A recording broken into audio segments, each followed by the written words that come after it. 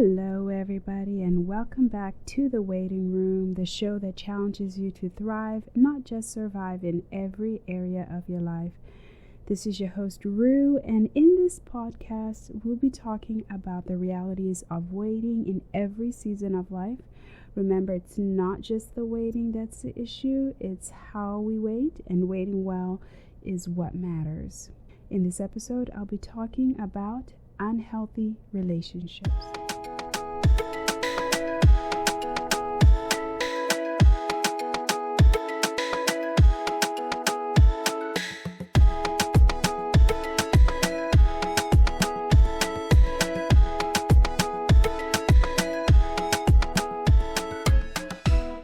So in the last episode, I talked about healthy relationships, and this week I will be addressing a very touchy subject of unhealthy, or what some would call toxic relationships. So there are going to be some sensitive topics here, but we can't ignore these. And we live in a fallen world, and we have too many unhealthy relationships going on.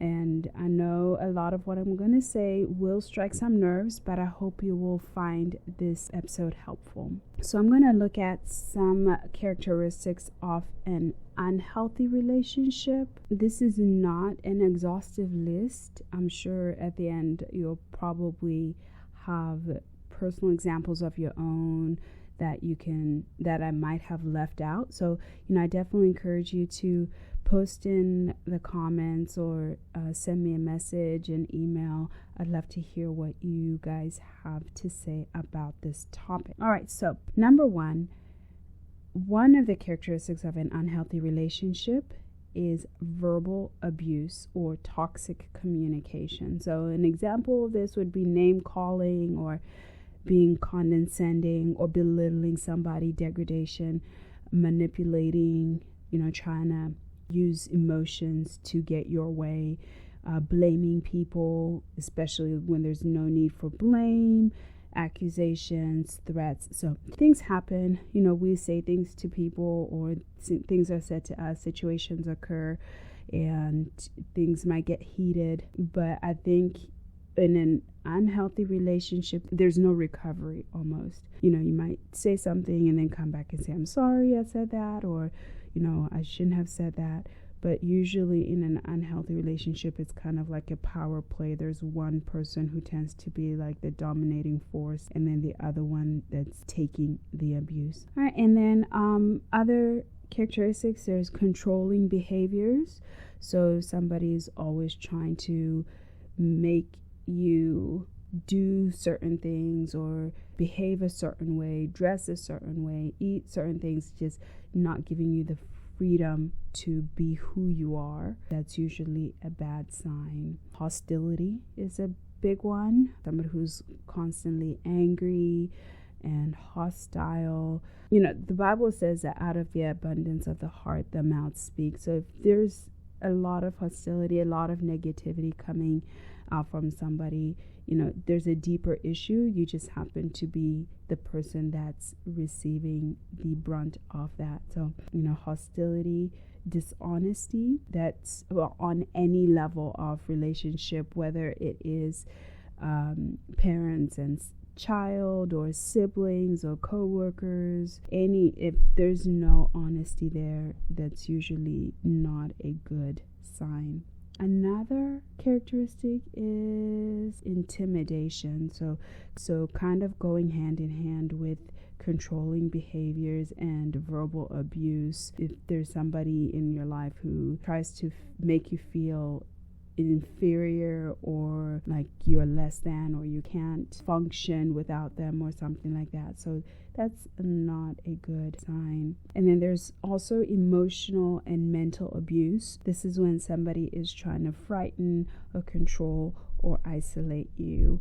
So we're dealing with threats, and once again, somebody being condescending, when they belittle you, and excessive jealousy, using guilt. Gaslighting is a pretty common one. Putting you in situations where you question your sanity almost. So you question why you feel threatened, or you question why you feel bad. They kind of make you feel bad for the emotions that you have as a result of their treatment of you. And then there's also physical abuse, pushing, hitting, biting, choking, using weapons, kicking.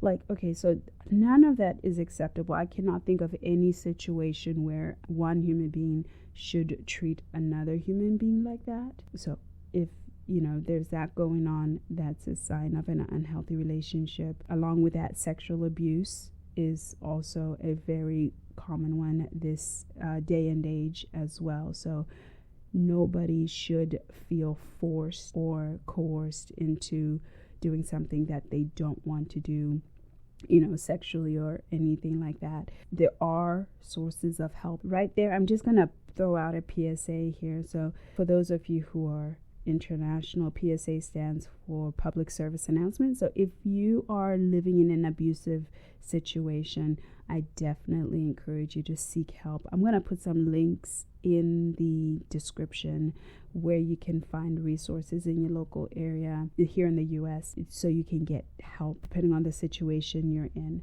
Definitely don't want to let it go on any longer than it needs to, or any longer than it has. Some of these topics and some of these characteristics might be hard to recognize, especially if this has been going on for so long and you've tolerated this is your normal, and you don't realize, hey, this is not good that I live in this situation, or I live under these conditions. So always have somebody you can trust, you can confide in. And I know it's a little bit challenging, especially if you're maybe married, and it's not like you can just walk away. You want to try work it out. But I would say the important thing is to communicate, like let the person know, hey, when you do this, this is how I feel, or don't do that. Or if they're breaking the law, physical abuse or something, like, don't hesitate to call the cops.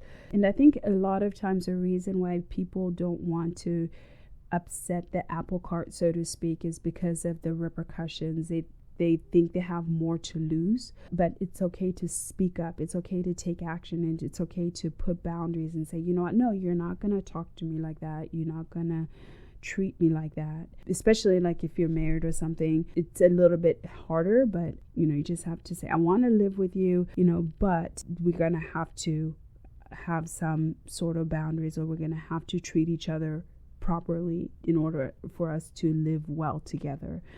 So a lot of times I think people who are in abusive relationships don't feel like they have a voice or they can speak up. But if you need somebody to speak for you, do that, or do whatever you need to do, but at least communicate that you recognize that this behavior is wrong, and you don't appreciate it, and you want it to change. Also, people on the abusing side, they have probably gotten away with it for so long, nobody has ever challenged them, that if somebody was to challenge them, they might even reconsider what they're doing and change, which is what you hope for.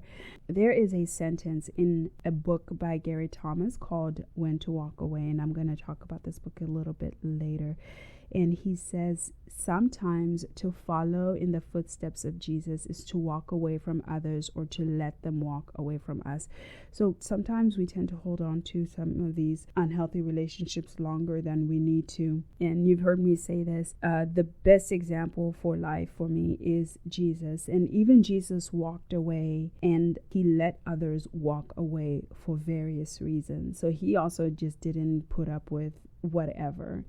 There are plenty of examples in the Bible where either Jesus walked away, he withdrew, or he just simply didn't respond. He wouldn't say anything, he wouldn't answer. Those are great examples for you, like, here's the King of Kings, the Lord of Lords, and he drew some lines, he drew some boundaries, and you can kind of learn from that. And hopefully get strength from that. I know we can't just write people off. Here's what I'm not saying. I'm not saying that every time you have a disagreement with somebody or you're in conflict with somebody, you totally write them off and you never speak to them again. Okay, so we're always going to have difficult people and difficult circumstances in our lives. We need those. They help build character. And for Christians, it's an opportunity to share the gospel and the love of Christ, and just to show the world, like, you don't have to respond in hate. You don't have to respond in anger and animosity. But sometimes we do need a little conflict in our lives, and so we cannot avoid it. It wouldn't be healthy if we were constantly running away from conflict, because that's how we grow. That's how we learn boundaries. That's how we learn to communicate. That's how we learn to relate to people, is a lot of times during conflicts. But I'm talking about toxic relationships, or toxic people who are killing your soul by their words and their actions and literally draining the life out of you. That's a little bit different than just having a little tiff with somebody that can be resolved and you can be reconciled. So the key here is to stop excusing other people's bad behavior. Sometimes people need that separation, and they feel the consequences of their actions, and then hopefully they grow from that. And sometimes we just need to be honest with ourselves and call out those unhealthy relationships, like I mentioned earlier. And I know it is a little bit challenging if it's a spousal relationship, with your coworkers and your family members. You can sort of put boundaries and limit your exposure to them. But if you're actually married to that person, it makes it a little bit more challenging, because this is somebody you have to live with, and you're married to them. You're bound to them, so you have to try to work it out, and you can't just up and leave. Another important thing is, don't take blame for somebody else's violent behavior.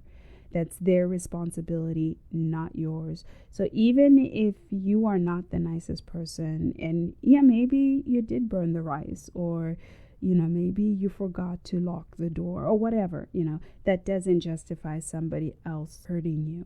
You cannot blame yourself for how somebody else treats you. So that's on them. That's something they have to correct, and they have to realize, I can't be a toxic person and treat people like that. And then maybe you are the toxic one, so you kind of have to evaluate and see, okay, how do I treat people? Am I kind? Am I hurting people? Am I angry all the time and violently lashing out and abusive physically or verbally, or whatever the situation is? Okay, so what is one to do when they realize, they're in an unhealthy relationship, or they've had unhealthy relationships and have all this baggage and all these fears and anxiety and things that they have to live with as a result of that? There is healing, and the only healing that I have found, or that I have seen, is through Jesus Christ. And so whether you have been the victim or you have been the victimizer, Jesus Christ is the only one that can heal. So, those wounds, and he can also change you and change the person that you are. Maybe you have anger issues, or maybe you have socially deviant behavior. He can change that if you want him to.